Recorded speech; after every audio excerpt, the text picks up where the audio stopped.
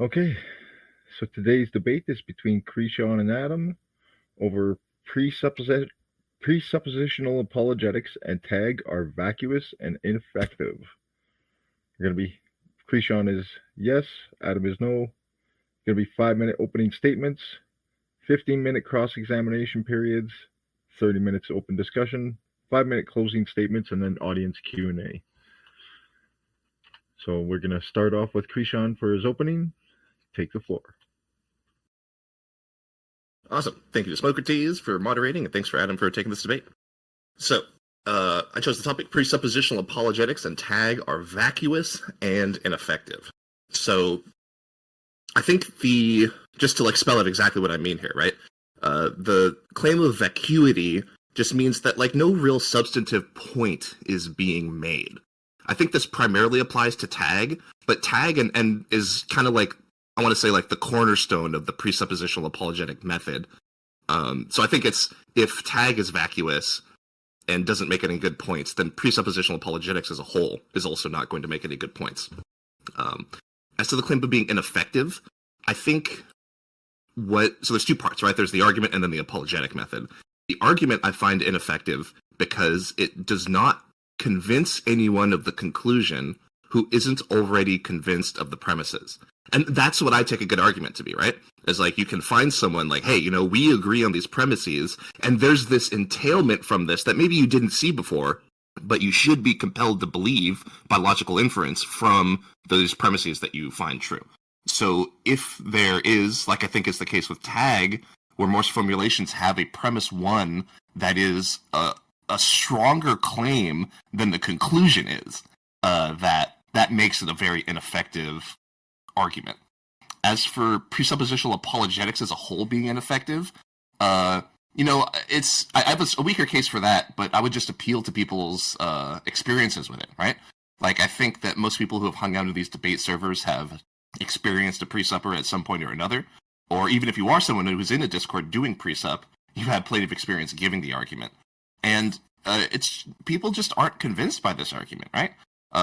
People who don't believe in God do not walk away from conversations with presup going, oh my gosh, my worldview has been folded like a cheap lawn chair, and I need to go and do the things that they told me to do, right? Even though, that doesn't work because they don't really tell you anything. They just tell you the problems with what they see as problems with your worldview, right? So the fact that it doesn't convince anyone makes it ineffective. And I also think it's even if you have a view like I do, where apologetics is more for kind of internal retention than conversion, I still think it's very ineffective, whereas the average religious person isn't aware of the apologetic, right? And here's my example for that, because obviously not everyone goes out and engages with religious apologetics constantly.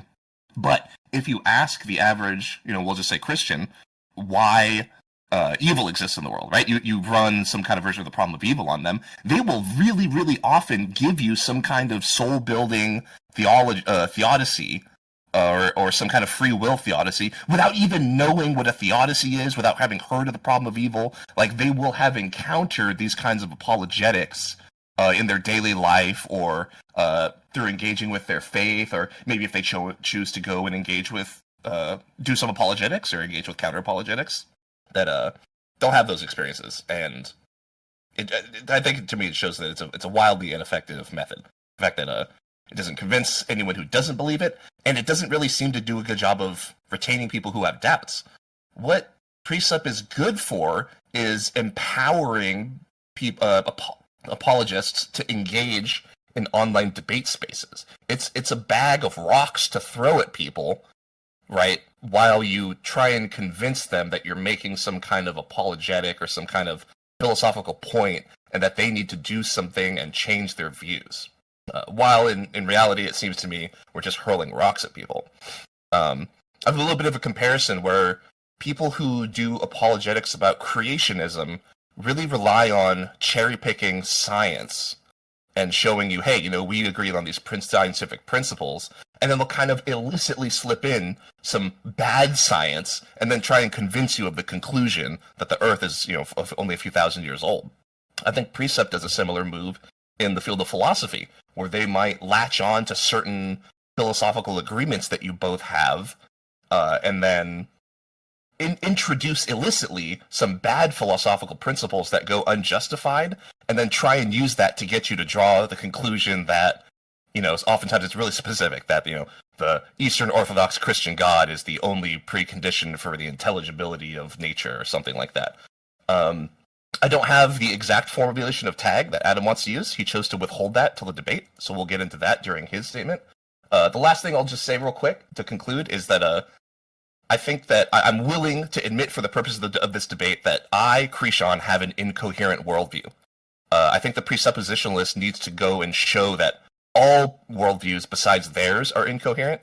So I just want to set the stage saying that I don't think it's sufficient for my opponent to show that I have inconsistencies or an incoherency in my worldview. He needs to show that all of them besides his are incoherent.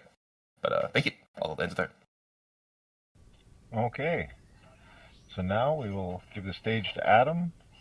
Adam, you have the floor. Well, thank you for giving me the opportunity to explain myself and join this debate.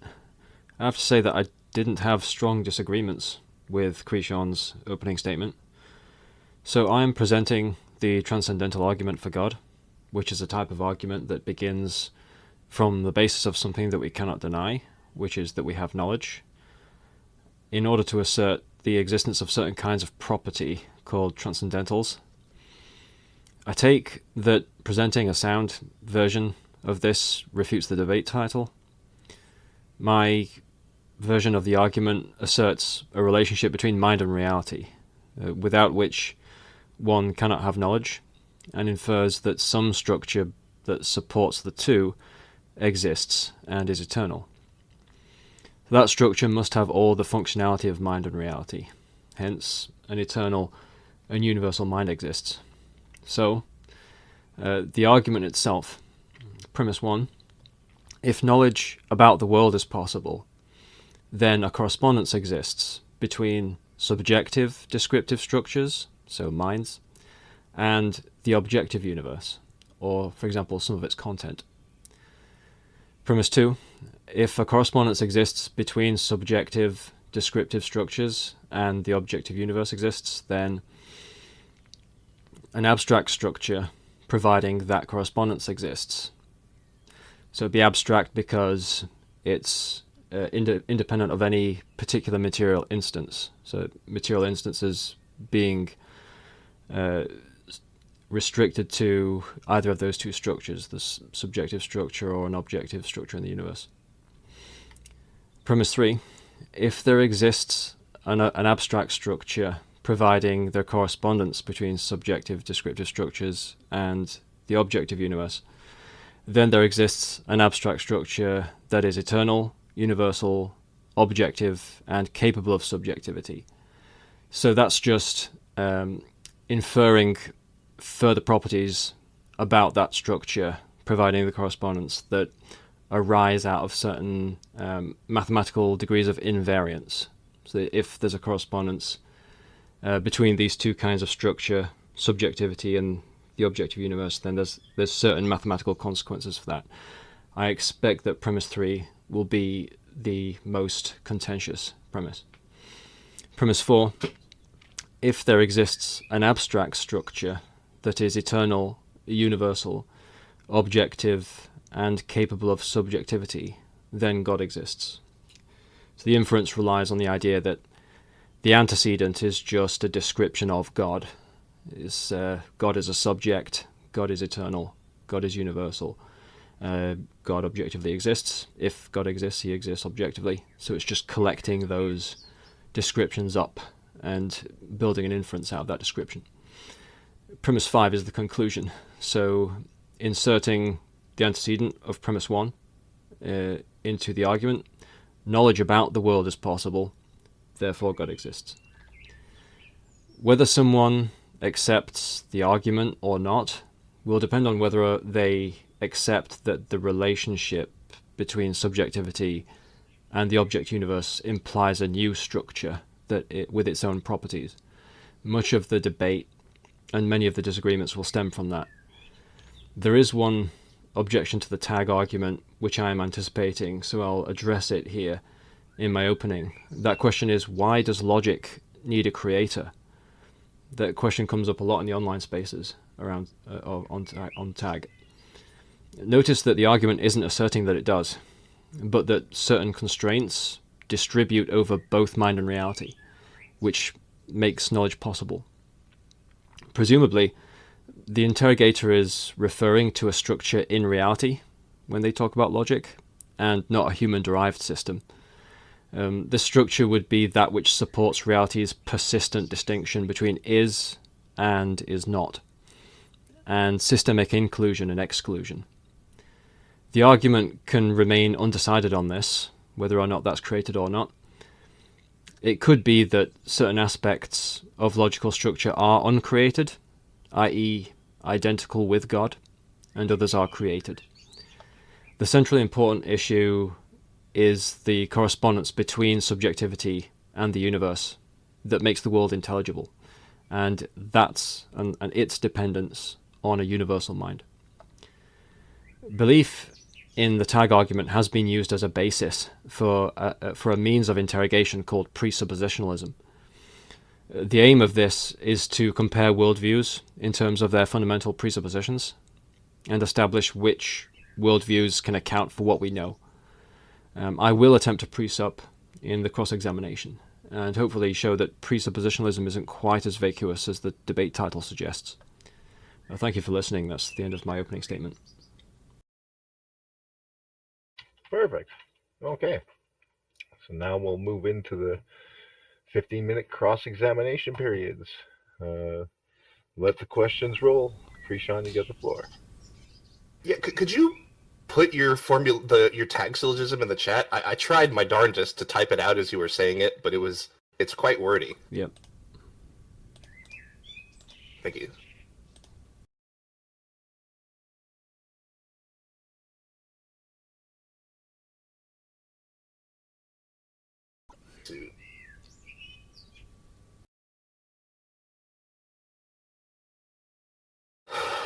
Okay.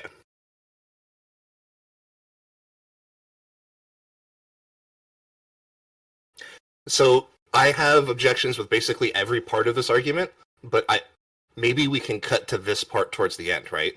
You said that, what is this, premise 4? If there exists an abstract structure that is eternal, universal, objective, and capable of subjectivity, then God exists. You were saying that that just kind of is the definition of God, to be eternal, universal, objective, and capable of subjectivity? I'm saying that it uniquely pinpoints God, that there isn't anything that has all of those properties that isn't a God. I don't understand why. So there couldn't be a universal, eternal object that is not God? Well, that would be a subject as well, right? So if it's capable of subjectivity, then it's capable of things... Why does that... Can you explain why that's uniquely applied to God and nothing else? God is a mind, right? So if there's Sure. an eternal universal mind, I'm not really sure what anybody would call that if it's not God. Well, there could be an eternal universal mind that doesn't have the powers that God has, right? He might not be power, or maybe he might be evil or something, but he would still be eternal and universal, right? And a mind. Okay, if it was evil, it would still be a God, though. I suppose if it exists, then there's some law of interaction that it shares with the universe, and if there's some... But the question here is why I don't buy that this uniquely describes God, right? That if you are eternal, if you're a mind that is eternal and universal, therefore you are God. Yeah, because there's nothing about like powers there, like it's not powerful. A mind does have powers, so a mind has the power of thought, and that's how it. But God has more powers than thought, right? He can do things in the universe. He can create. He can sustain the correspondence between subjective, descriptive, and the objective. He can do that, right? Well, minds typically engage in causality through thought. That's one thing that modern physics appears to imply. There's like things like the observer effect. There's wave function collapse. We know that we're doing that with our minds. No, that's incorrect. It's not a mind that collapses quantum superposition. It's observation, right? And like observation, a lot of times people think that that's mind, but really that's just interaction, right? If you have a machine that observes a quantum interaction, it will also collapse the wave function. So that's not true. I don't agree with that. And like we'll take one more stab at this, and then maybe move on to a different point of attack. But I still think that this is a woefully lacking description of God to just say it's a mind that's eternal and universal. That God is the creator, right? God has powerful. You're saying that thoughts have causal, but like it's not the case that thoughts cause actions in the universe, right? So that's not the understanding of physics. So why is it that this uniquely applies to God?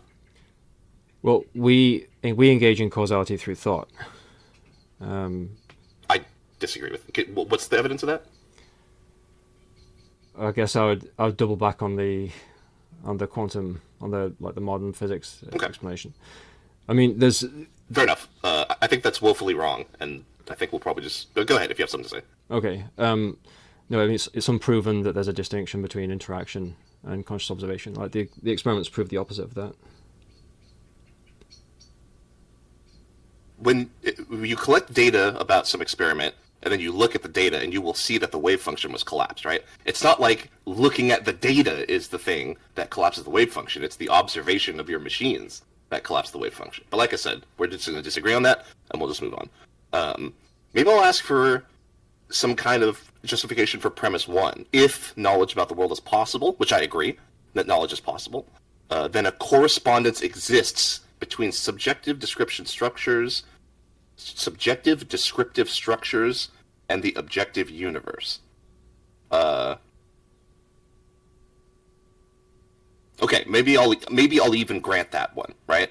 And then ask for a justification for premise two. If that correspondence exists, then an abstract structure providing that correspondence exists. Why does it have to be an abstract structure? Well, the definition of abstract is that something's independent of material instances. And the structure of a correspondence, right, you've got the correspondence, if X corresponds with Y, where X is your subjective structure and Y is the objective universe. The correspondence itself is invariant with respect to the contents of either structure, right? Because it has a foot in both camps. It distributes over both. So material instances are in the objective universe. They're variables. They're variables in the objective universe. So the property of being invariant with respect to material instances, that applies to the correspondence. That's just what the definition of abstract is.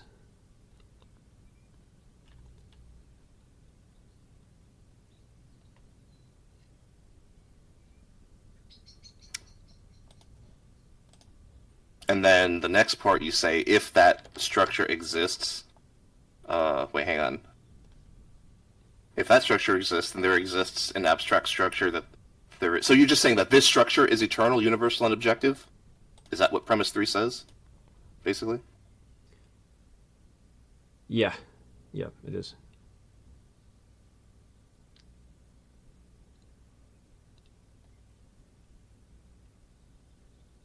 Would you like me to explain? Okay. No, I'm just thinking about. I'm thinking about how to attack this. Right. This is kind of why I wanted to go over the syllogism beforehand, and I didn't think that it was going to be nearly this convoluted. Looking at this, I really think that if this really does hinge on the idea that minds collapse wave functions and therefore are causally effective, that's a wild claim that would just have to be substantiated with physics papers. Do you have any papers? Well, I base that view on the experiments from the delayed choice quantum eraser.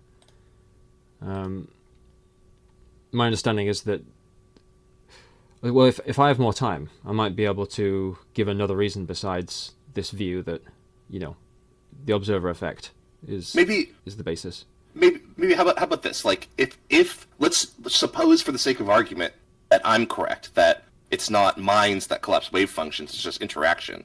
Do you think the argument still works? So there's not minds that... All right. Well, yeah, because if we're saying that a mind exists that is universal and eternal, saying that it exists is conceding that it shares some kind of law of interaction with the rest of reality. If it doesn't share a law of interaction with the rest of reality, there's no way.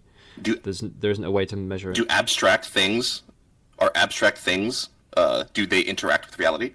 They're a part of the interaction itself. Do abstract things, are they causally effective? They're part of the function of causality. It doesn't sound like you're answering the question. I don't understand.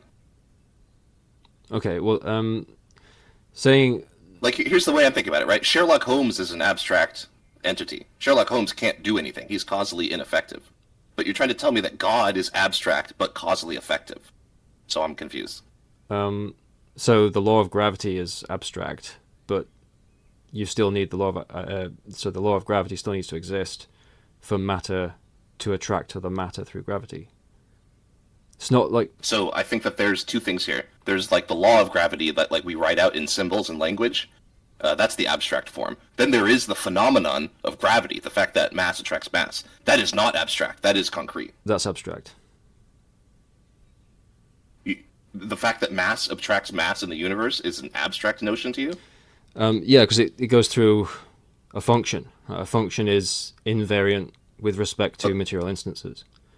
Like, it's true everywhere. When we see the moon orbiting the Earth in space, and you say, aha, I have observed with my eyes an abstract phenomenon? Yeah, it's... Yeah, the gravity there is... What does it mean to be abstract to you? To be independent of any particular material instance. But you're observing a material instance, right? You're observing... Well, if you're observing the moon orbiting, you're observing several of those. Yeah. So you're able to collect the data. Okay. Gotcha.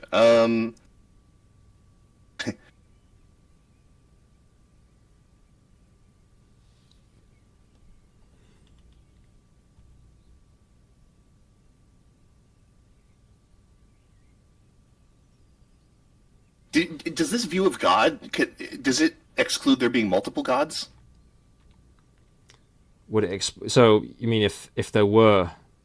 Oh, do you mean when you say being multiple gods, you mean like the supposition that there's multiple gods, or do you mean like the fact that people believe in different gods?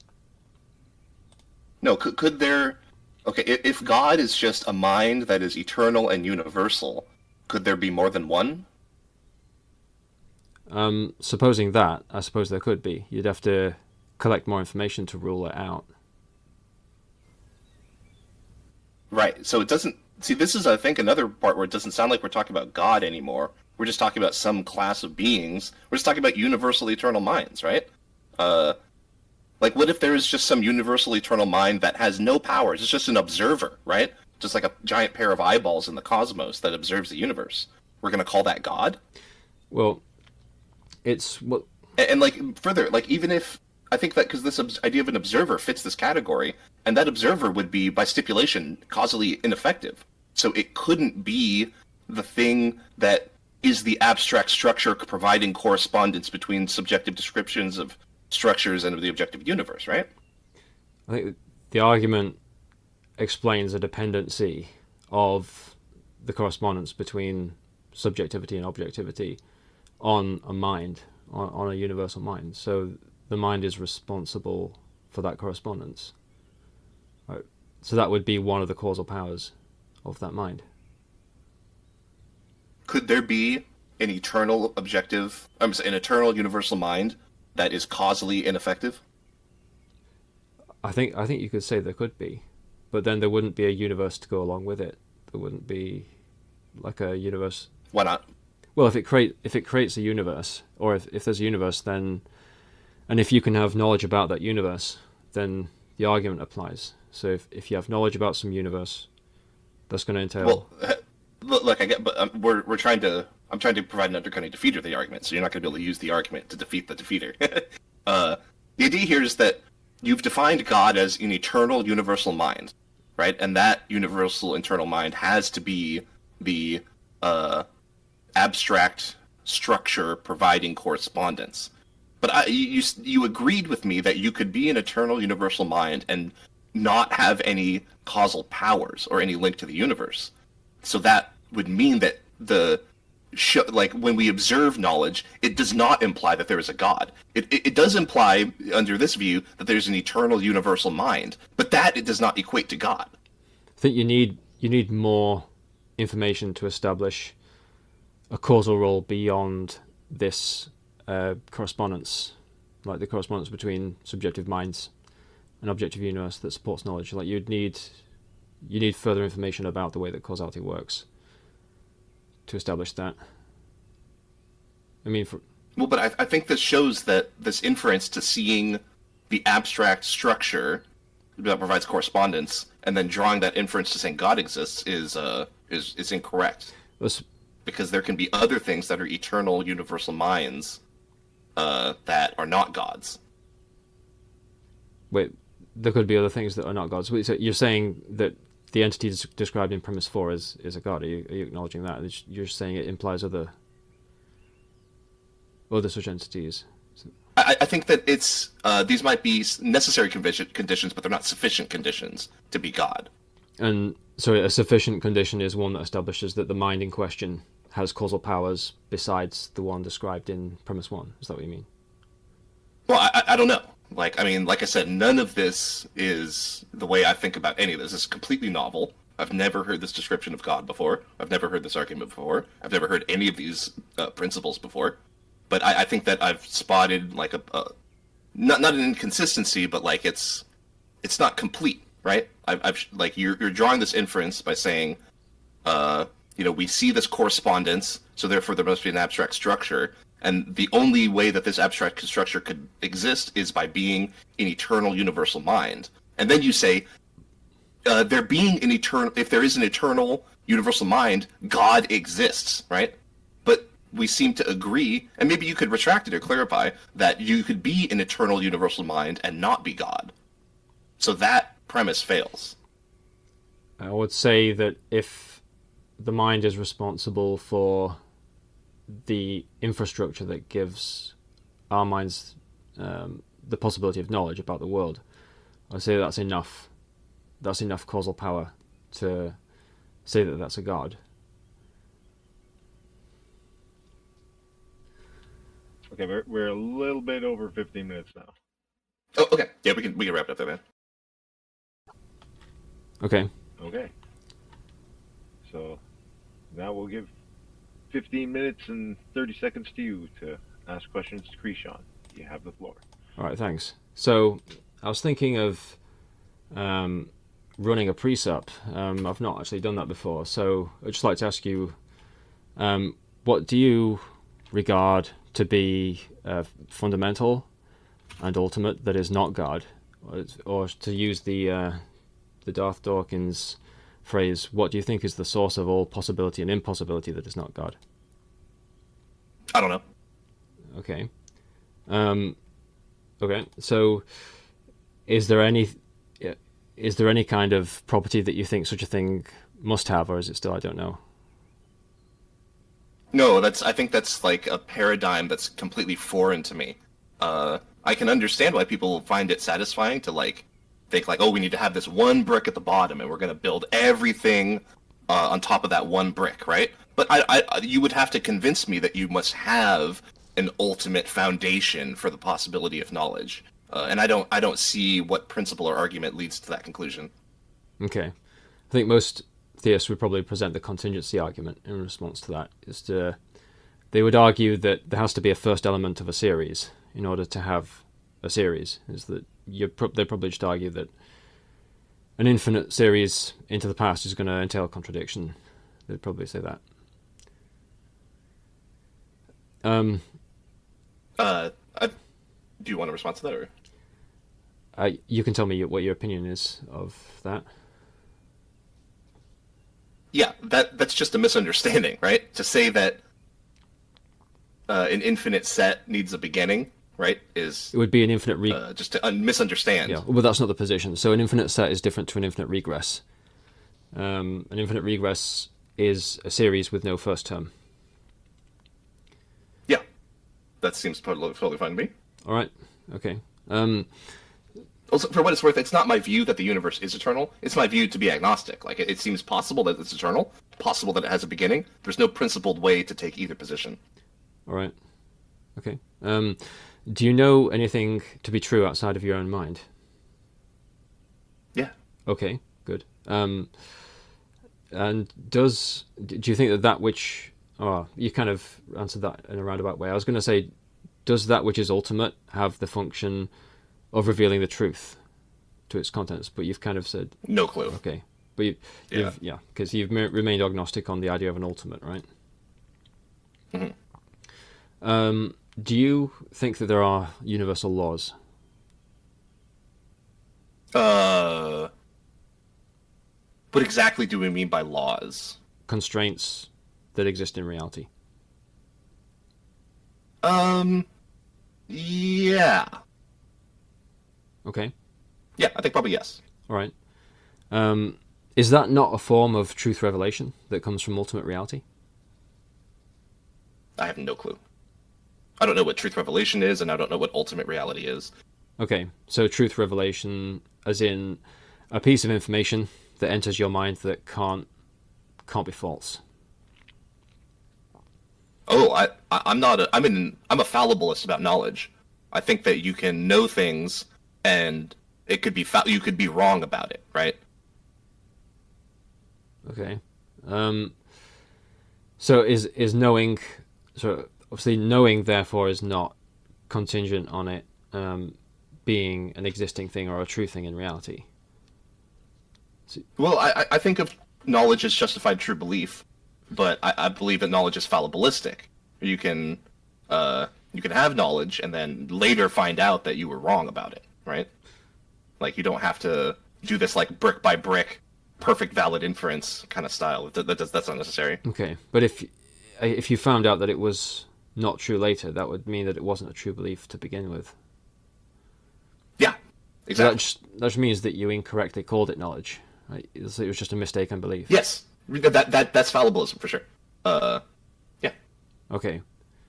So I mean, is fallibilism just the idea that we can misname our beliefs as knowledge? Like, we can just be mistaken about... Yeah, kind of.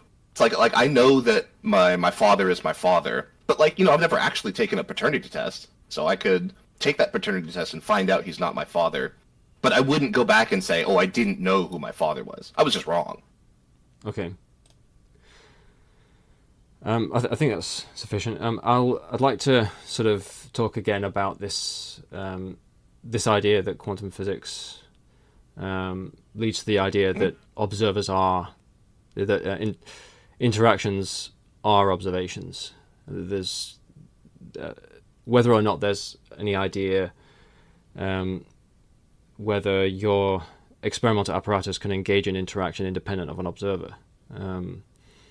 So, as far as I can see, the experimental results that lead to the conclusion that the separation between the two is false is the idea that in these quantum eraser experiments, the interference pattern that you see on a detector, it can vanish or reappear, so even after the photon has hit the screen.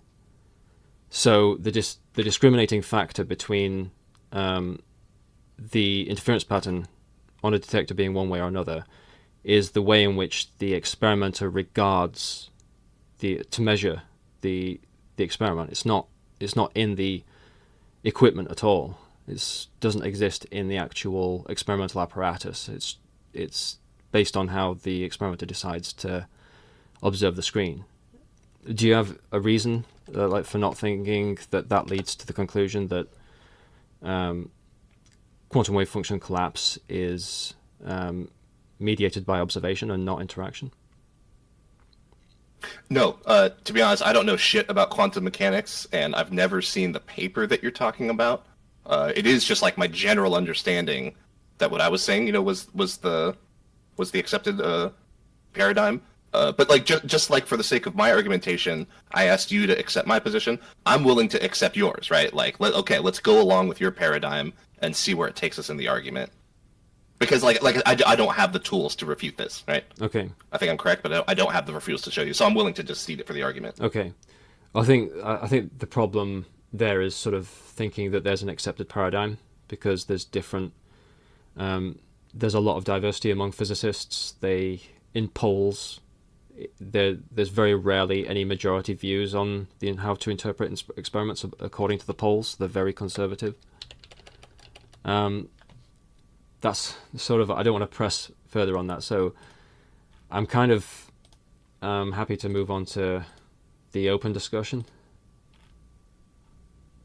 Like, I'm willing to cede that for the sake of this argumentation, right? If you want to explore further down the road, or we can go to open discussion, either way. Okay, I'm happy moving on. Okay. Cool. Yeah. Open discussion time, I think. Yep. Let's go at it. Let's get ready to rumble. Something that you. So this has been enjoyable. Something that you mentioned earlier, right? Is I was asking, or you said that there would be another way to go about this besides the quantum wave function collapse. Correct. Yeah. So, like I said, it requires granting further premises, but the way that I would go about it is presenting the Kastrupian argument for idealism. Are you familiar with Bernardo Kastrup? Yeah. Yeah. So, this idea of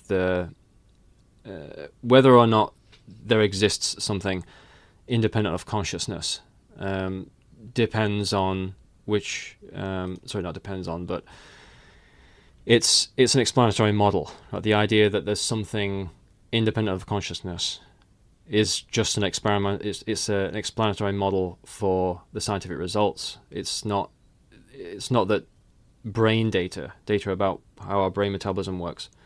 It doesn't prove that your consciousness is limited to your brain.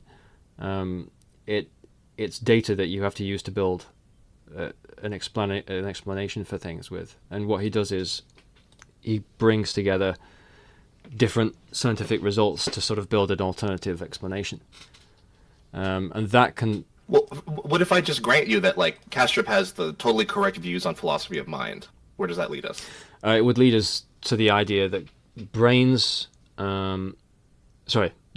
minds engage in causality through regulating their internal entropy. Okay, right. Minds engage in causation through organizing their entropy, internal entropy specifically. So, okay, I hear you, and this is an interesting point. I think what this might be is a kind of equivocation on mind, where in our current, our non-Kastrupian paradigm, we think of minds as being separate from, what did you call them? The objective universe, right? There's the stuff of the universe, and then there are minds that inhabit the universe, right? Whereas Kastrup just thinks that everything is mind, right? The universe just is of the substrate of mind. So then when we say that minds are causally effective, where he's actually saying something slightly different than we were talking about, of minds being causally effective in this either materialistic or dualistic paradigm, right? Well, I think what I was trying to say is that I kind of basically acknowledge your critique. The argument doesn't build a causal role for that mind. Besides, if we're not granting that in premise one, that's a causal role. So in order to consolidate that, I have to bring in claims that expand the boundaries of what the role of a mind is. So I'm having to move into that monism, like this. It was Kastrup is a monist, right? So I have to kind of build that. I have to motivate that, some kind of causal monism there. Well, okay, but here's the problem now. If premise one, the correspondence, isn't causal, I don't know why it's necessary. Right? If it's not actually doing any work, in what sense are we saying that it must exist and exists as some universal mind? It's an entailment. Because if it's not causal, it kind of just sounds like a description that we're talking about, just like writing down the description of the laws of gravity, right? It's an entailment from if you have knowledge about the external world. It's what's required. It's a requirement, so it's a logical requirement. If you have knowledge about the world, then subjective structures have to have some way of aligning with objective structures. Right? That's the only way for knowledge to be possible. But when you say that there must be a way for them to align, that sounds causal to me. Okay. There's something that does the work of aligning the subjective with the objective. Okay. Causality, to me, is talking about motion. Right? So it's about there's a source of energy, and the consequence is motion. This, like mathematical entailment, is not to do with causality. So I appreciate that you're trying to throw me a lifeline, but I would say that I separate the two.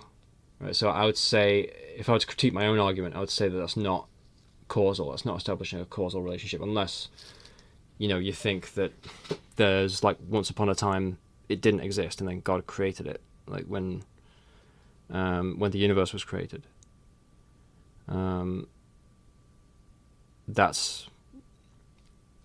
These things kind of strike me as things that the argument has to be agnostic about.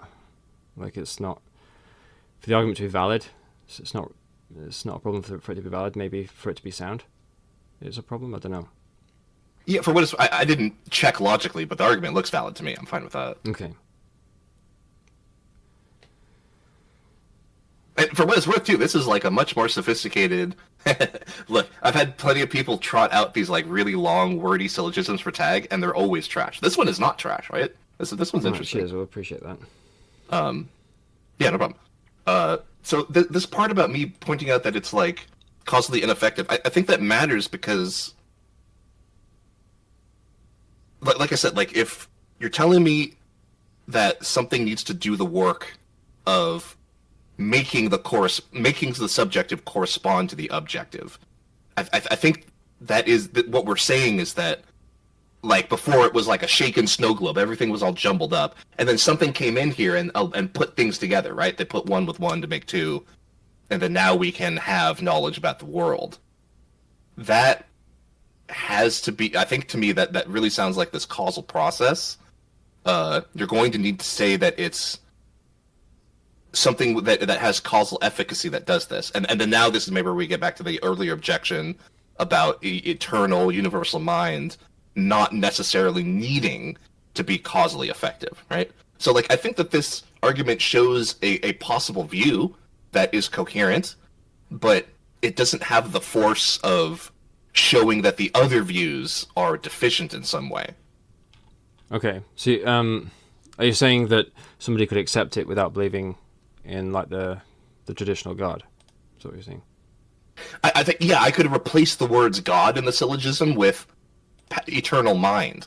And, we could grant the whole argument and it wouldn't get us to God. Okay. Well, if somebody chose to see it that way, I would accept that. I think that's an accomplishment. I mean, if we look... You think so? Just to show that there is an eternal mind? Yeah. But what if I was a kind of like Castrupian atheist, where I think that everything is mind, there are eternal minds, but there's no deities or divine?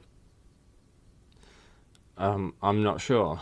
I'd say I'd have to start digging into how you define the terms. I mean, if I agree with a that. definition of a god is, so typically it mentions deity, which I guess that's just like referring back to the same concept, but it also, the definition of a god often involves some ultimate reality, so it mentions that, or some kind of ground reality, and it mentions things like divine. So I suppose if we're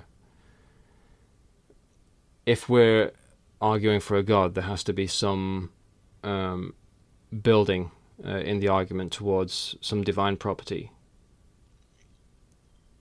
Do you think?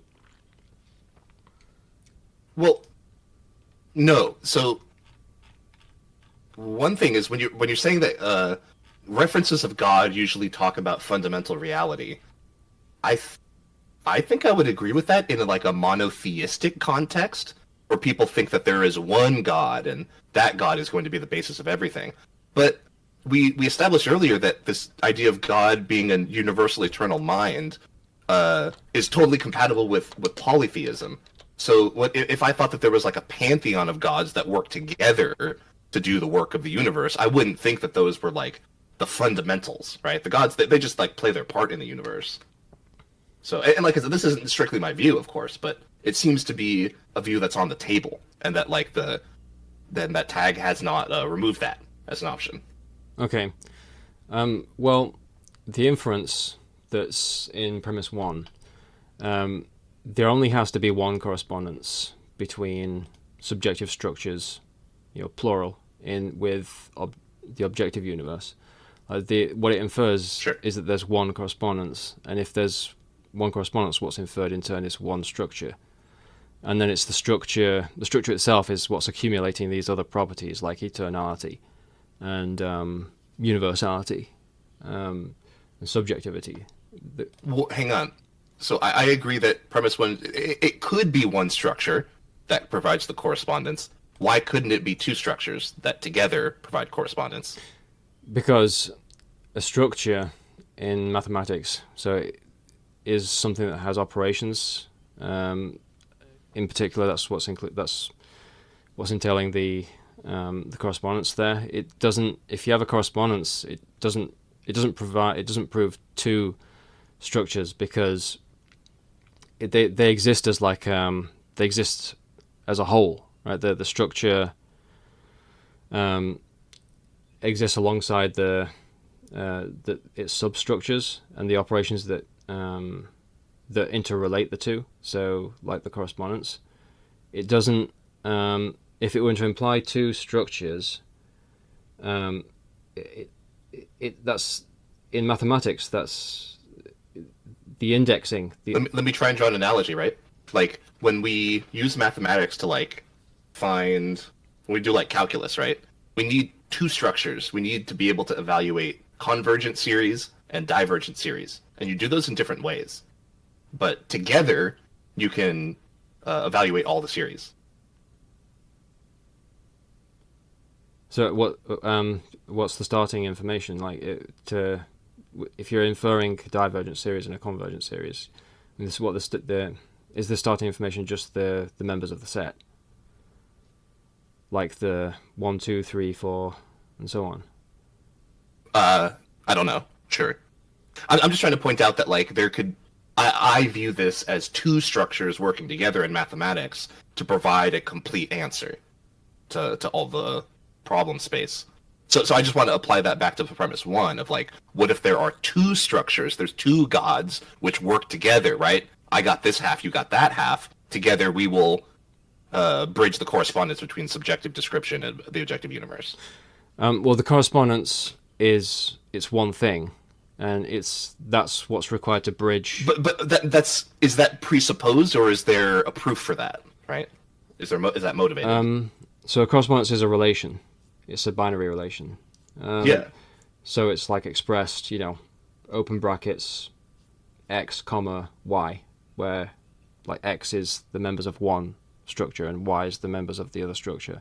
It's one thing, right? So a binary relation doubles as a set. It's just one set. It's if it was divided in two, then it wouldn't span the sets that it's relating. Do you see? Do you see what the issue is? Right, so if we're moving backwards if we're moving towards greater invariance, that's what this argument's doing. It's taking the variables, right? So subjective structures differ from objective structures of the objective universe. They're different, but they're related. Right? So when we're inferring the relation, we're going up a step in terms of invariance. As you're going up in invariance, the number of entities reduces, it doesn't increase. So you're regressing towards a single structure. And yeah, my answer is just going to be that that's how inferring mathematical invariance works.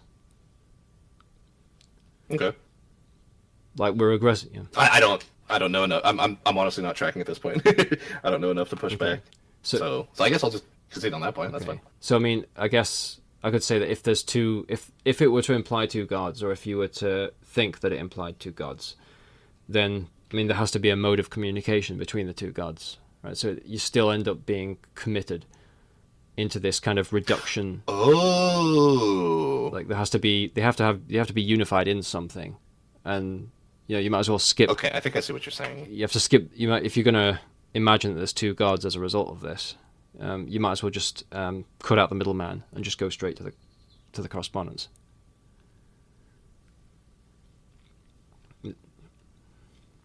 Well, I mean, this is getting weird, but if there's there's the two gods that provide the correspondence for the world, but there needs to be a correspondence between the two gods. Is there a third god that provides that correspondence, the divine correspondence? Well, ultimately, it's gonna. There's a reduction process. So eventually, if the third god in that case, if you're gonna suppose that there's a third god, that's just gonna be the one that is in charge of the other two. Right? It's wider in scope than the other two. Like it has greater command over things. Because if it's imposing constraints on the other two, then it encompasses the other two. So, if it was that kind of cosmology, then I'm not sure what this argument does anymore, because that correspondence is not between the objective things and the subjective things. It's between two abstract minds, right? Well, no, it is what it says it is. What I was doing was critiquing what would happen if we were to suppose what it was you were saying. And so if you were to just imagine, okay, that. Yeah, no, and to be fair, I've been dragging out this hypothetical, and it's probably breaking down. Okay. So I'll take responsibility for that. How about this question, right? Do you? Well, you actually haven't talked about many presuppositions, right? I appreciate that you've just been going on this tag argument. I mean, presuppositions are there. Like so, in the presuppositional dialectic, I regard presuppositions as referring to things which aren't going to be proven in the discussion. Right? Of course, I don't think that you should go into a discussion with presuppositions that you haven't proven to yourself. Right? You have to have. So you think that people should prove their presuppositions to themselves? If we're calling them presuppositions and they've proven them to themselves, it ceases to be a presupposition. The presupposition is referring to what is presupposed in a particular dialogue. It's the dialogue that has the presuppositions, really. If a person's proven it to themselves, then with respect to themselves, it's no longer a presupposition. It's just a fundamental belief. Right. So, how do you view Tag's role in the presuppositional dialectic? Because I agree, right? Like, once you prove your presupposition, it's no longer a presupposition. It's something like a theorem or something, right? Correct. Or like an axiom or something, maybe. Or just a position or something. So, if I accept your Tag argument wholesale, right? I think God exists now. Does that do anything to my presuppositions? Or I guess, like, is that just like, we'll consider that a win? Like, who cares if you have the correct presuppositions or not? You believe in God or you're going to church now, right? Well, you did say that you don't know what is the source of all possibility and impossibility. So if you accepted the argument, it would give you a start with that. So, I mean, the reason why, think about it, if you go from thinking that knowledge isn't possible, or not knowing whether knowledge is possible, to believing that knowledge about the world is possible, the difference there is that you've narrowed down the options. Right? You've found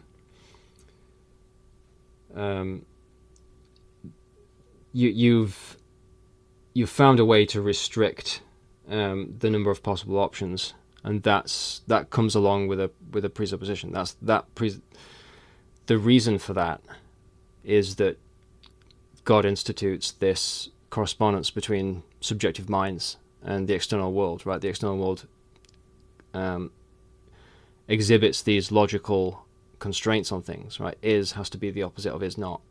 Those kinds of things. That's now your presupposition in the debate, and it comes from this universal mind.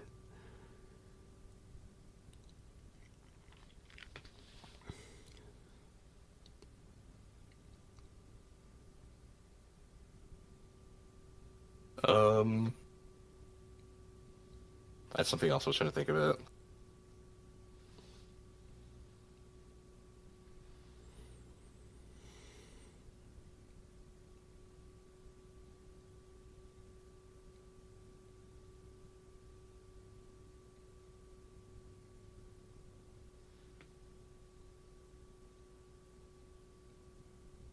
Maybe my question is like, what if I accept that there needs to be this structure providing correspondence between the subjective and the objective?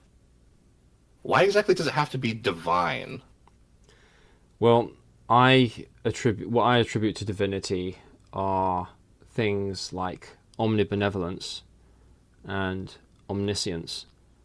Now, I don't have a prepared response as to how omniscience relates to, being the mind that institutes this correspondence, that ensures that subjective minds can access facts about the world. What I would say, it's going to relate to, you could motivate that it relates to omnibenevolence or just standard benevolence, in that something which is benevolent always reveals the truth. Right? And so if God is providing this conduit by which minds can obtain the truth, that's just like an example of it doing that. It's just an example of, if God's going to provide this eternal universal structure that allows minds to determine the truth, as an example of benevolence. But the structure, I agree that it's possible for people to use the structure to find the truth, but all the time, right? Constantly, people find the wrong conclusion, right, with the structure that God created. Well, that's not our refutation, right? So all it has to do is for one person to find one piece of truth, right? So it just says if knowledge about the world is possible, therefore, and then there's the rest of the argument. You can't be deceived about certain things. There's certain subjective things that you can't be deceived about, like the fact that you're doubting. But then that, as we know from the I think therefore I am, you can then reach an objective fact from that, the fact that you exist. You could probably think of others as well. So like the fact that you're having perceptions, right? So I'm having an experience. That's gonna relate to the objective world because your experiences have causes, right? Your experiences aren't just subjective; they're an interaction between your mind and the world. I don't think there's any getting out of that. Fair enough. Well, I feel pretty satisfied. I feel like I've answered all my you've answered all my questions. Do you have anything else for me? Or maybe we can move on to closings and questions. Not really. Only I'd be interested in hearing. So, do you remember when I mentioned the law of gravity, and you asked for a distinction, whether I'm talking about the description or something else? I was wondering if you could just rehash that distinction, because I did think of So there's the phenomenon of gravity, right? The fact that mass attracts mass, right? We observe moons orbiting planets, planets orbiting stars, stars orbiting galactic centers or whatever.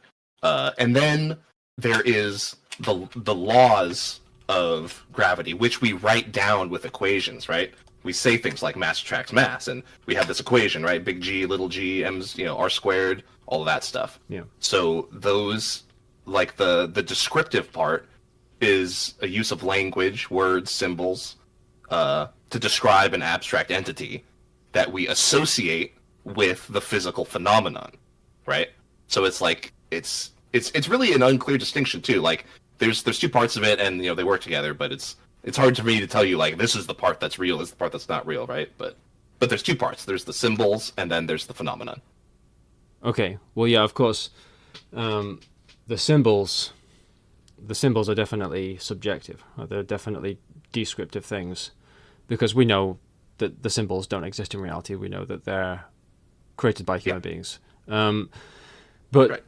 one claim I find to be problematic is when descriptivists assert that there's nothing law-like about the phenomena itself, right? Because I don't see an argument that they're actually providing, because it's not enough to say that human beings create laws, therefore there can't be anything law-like about phenomena, because it doesn't establish that. If you haven't established something about reality itself, independent of human beings, there's no basis to say that there isn't anything law-like in reality. So I've asked a few atheists about this, and what I get back is like a system of definitions. They just say if something's descriptive, then it's not law-like. And the laws that we come up with are descriptive, so there's nothing law-like. It's just a circle, right? It's just a circle that's being asserted definitionally. I was wondering if do you hold that view that there isn't anything law-like about what we're describing as laws, and if so, do you have an argument? I don't have an argument for sure. I'm honestly a bit unsure. I would have to think about this more. Okay, I could try. Like, what I find in these maybe I would ask, like, what would the falsification criterion be to show that they are or are not law-like? What kind of observations would be the truth maker there? So law-like people bring in the property of prescriptivity, and I think any descriptivist is free to disagree, but I think that what best describes prescriptivity is that which determines what can and can't happen, because that's a good description of the way that we there's a good definition of the way that we use laws socially, right? So obviously we can't determine what can and can't physically happen, but we can impose punishments. So it's a manner of speaking. Like if you say you can't kill someone, but you can kill someone, but there's just going to be consequences. But I think that that's a good definition of prescriptive to go by. So that which determines what can and can't happen. So, and then well, I would think that we were talking about normativity when you're talking about prescription. You ought to do this. You ought to act in this way, right? But then that's gonna, that's gonna be similar to begging the question, right? Because then you're just trying to assign prescriptivity only to human thought, only to human systems. The question is whether or not there is anything like that in reality. That's the question. I guess I wouldn't view it as begging the question. I would view it as analytic. And like I would also stipulate that yes, if we stipulated different definitions for these things, we would come to a different conclusion. But given these definitions, I think it seems to be analytically true that laws of the universe are descriptive. You know what? Maybe that would beg the question of like theism and atheism. Like if there is a deity that put forth these laws, they could be prescriptive in that sense. But maybe absent that knowledge, which I would view as unfalsifiable, it seems to me we should conclude that they're descriptive. But okay, so descriptive means that it only it's a formalism that corresponds to some, like, the pattern of events. Like it's a formalism for a pattern. Yeah, right. And specifically, yeah, a description must come from human beings. It can't come from anything that's not human. Or from minds, right? If there was like intelligent aliens, they could describe things, or like God could describe things. Okay. So the definition of a description then is it's a formalism for a pattern. in this context. So the idea is that there's something law-like in reality, but then we need, if we're determining law-like properties to the concept of prescriptivity, and what you've said is that prescriptivity means normativity. It seems like we're just being deprived of a criteria here. Like we're just being stopped from determining whether or not there's anything law-like about what we're describing. That there has to. Yeah, you might have hit the nail on the head here. Like if it does turn on whether or not there is like this fundamental mind, then we really can't know one way or the other. Okay. And maybe we should just be agnostic on it. Okay. So if I were to say that we can call laws, natural laws, we can call them prescriptive if they determine what can and can't happen. Is that something that you accept? No. Okay, but why not? I don't know why you couldn't give a description of what can and cannot happen. Yeah.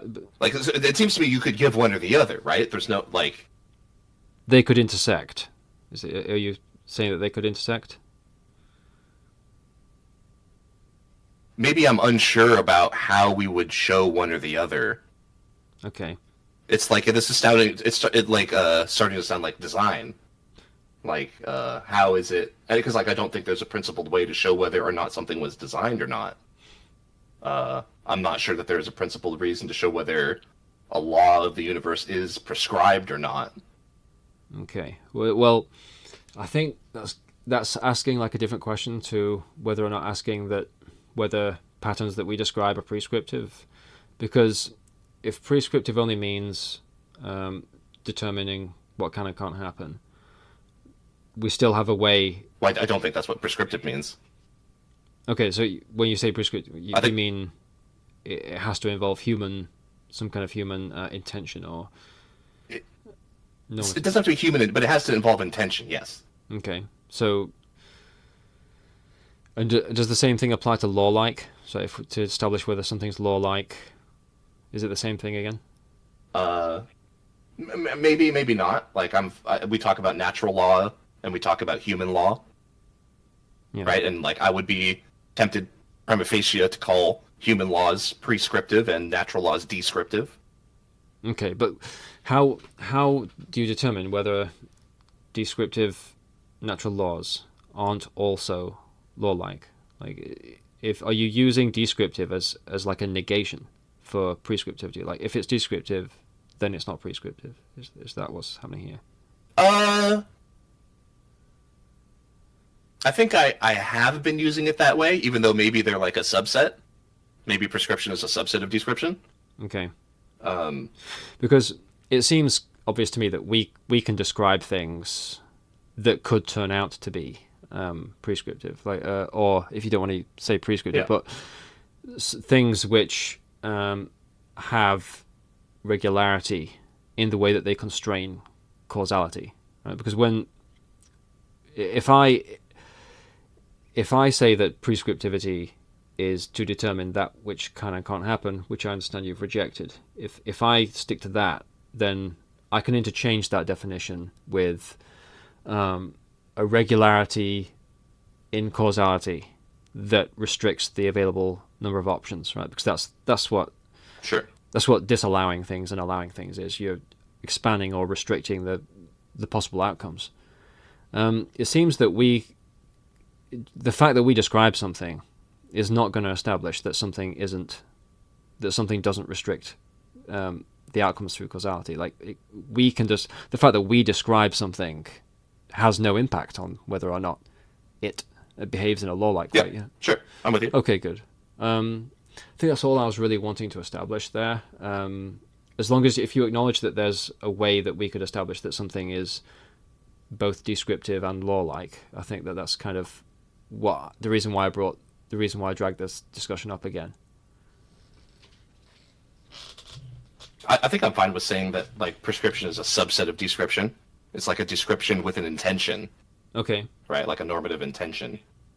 So yeah. Then you could, by that notion, we could be something could be both descriptive and prescriptive. That's fine. Okay. I don't have any more questions for you. Let's just had that one. Cool. We can do our little closers and see if we got any audience questions.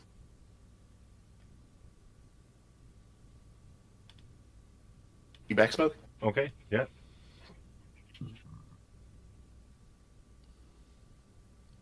Yeah, there's 32 minutes. Is there anybody who wants to come up and have any questions?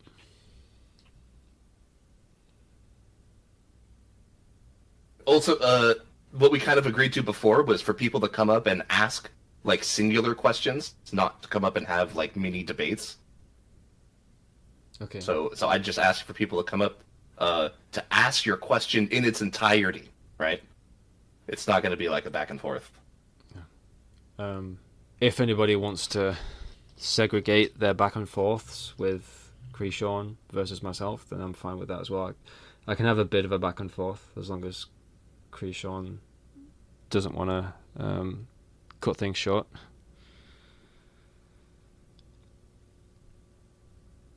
But yeah, go ahead. You guys raise your. I see people say "I do." You want to raise your hand? There's a little button. I'll invite him.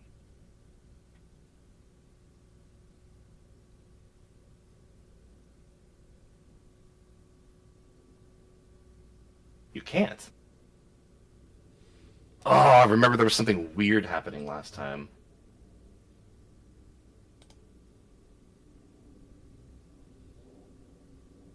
There we go. Yeah, so I asked Rock if prescription was a subset of description, and it says no, they're related but distinct concepts, often contrasted rather than containing one another. So I was just wondering, does Krishan have severe autism? Thank you.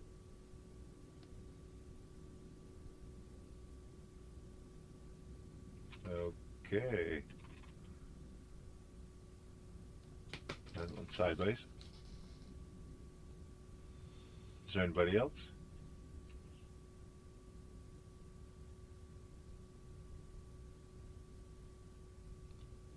Hey, so my question is related to the quantum stuff we were talking about.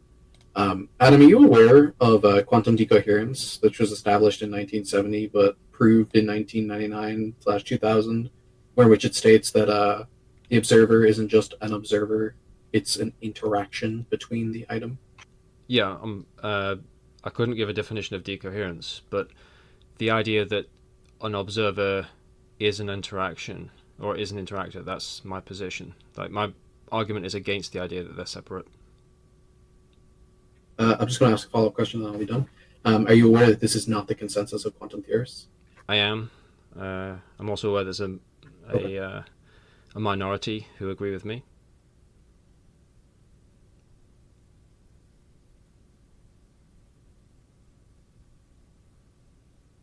That's it. That's all my questions. Okay.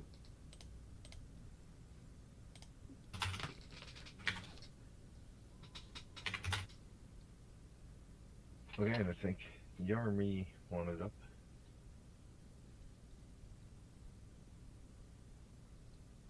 Yo, hello.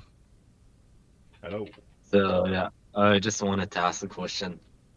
Are presuppositional apologetics and tag, are they vacuous? I don't believe them Who to are be. you asking?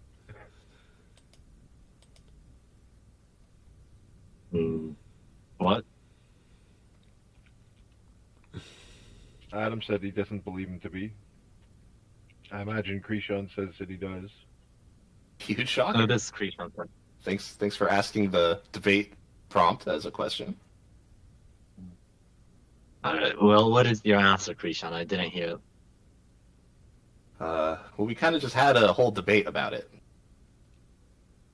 Yeah, I know, but what do you think? Obviously, I think yes, they are vacuous and ineffective. All right, cool.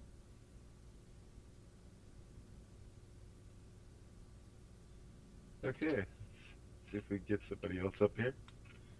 Is there anybody else? Matt says he has another question.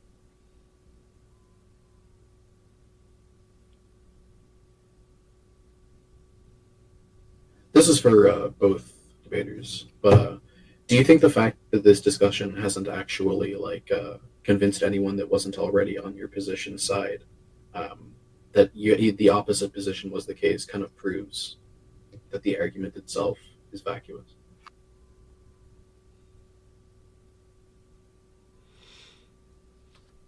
Well, I mean, if somebody did, No, go ahead, Adam. Go okay. ahead. I mean, it would prove that And ineffective. yeah, sorry. it would prove that it's ineffective, but not that it's vacuous, because vacuity, right, ineffectiveness is dependent on what people's attitudes are and how they change, but vacuity is not, right? So something cannot convince someone doesn't mean that it's vacuous. They might just be irrational. And before Krishan answers, because I want to know specific about your position, that does mean that you concede to one prong. It says and, so it's not a problem, but you concede to one prong of the claim. Sure. Okay, Krishan? Yeah, no, I even thought he was like really generous in his opening, saying that he agreed with a lot of what I had to say. So I think that I wouldn't even I would hesitate to say that this proves that it's ineffective. I think that this is, you can certainly think of it as a data point that no one's mind was convinced. And I do want to say that, like I said earlier, this formulation of tag that Adam gave me, I don't think that this formulation is vacuous, right? Now, mind you, I think it's incorrect. I don't think that this is a sound argument. So it's not vacuous. It has a point that it endeavors to prove. I think it happened to fail to meet that burden, but I don't think that this specific formulation of tag is vacuous. But I do want to point out that this is a very novel formulation of tag and not what is typically used in the presuppositional method. Okay. I have a question for Krishan. Yeah. So I have recorded this. Are you interested in receiving the file? Yeah, that'd be awesome. Okay. Oh, and, Or if you upload it, like a link or whatever, that'd be great, man. Okay. and we have another person with a question.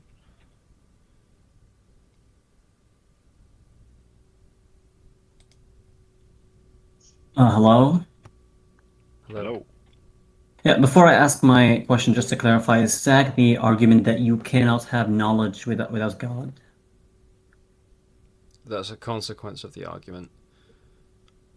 Oh, okay, so what exactly is the argument? So if I'll post it in the side chat for you. Okay. But go ahead, Adam, if you wanted to explain about it. well, it's a direct proof. So if knowledge about the external world is possible, then there's a correspondence between subjective descriptive structures and the objective universe, and then that has a cascade, right? There's a bunch of inferences that lead to the conclusion that there's a universal eternal mind.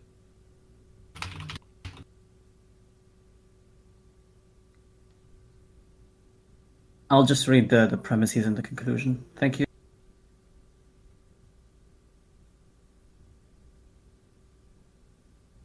Okay. Does anybody else want to come up?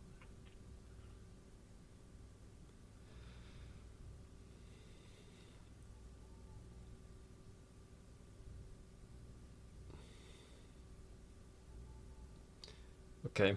Well, I would like to leave, so I'd like to thank you for the discussion. Yeah, thanks to you too, man. I'd be interested in a part 2 at some point too, if you'd be down. I thought this I was really nervous considering we hadn't spoken before this, but this far surpassed my expectations, right? This was way more interesting than I thought the precept debate was going to be. So thank you, man. That's excellent. I'm glad to hear that. Thank you too. Yeah, and you were totally civil during the whole debate and everything. I had no problems moderating for you. I'll do it again anytime. Thanks, Smoke.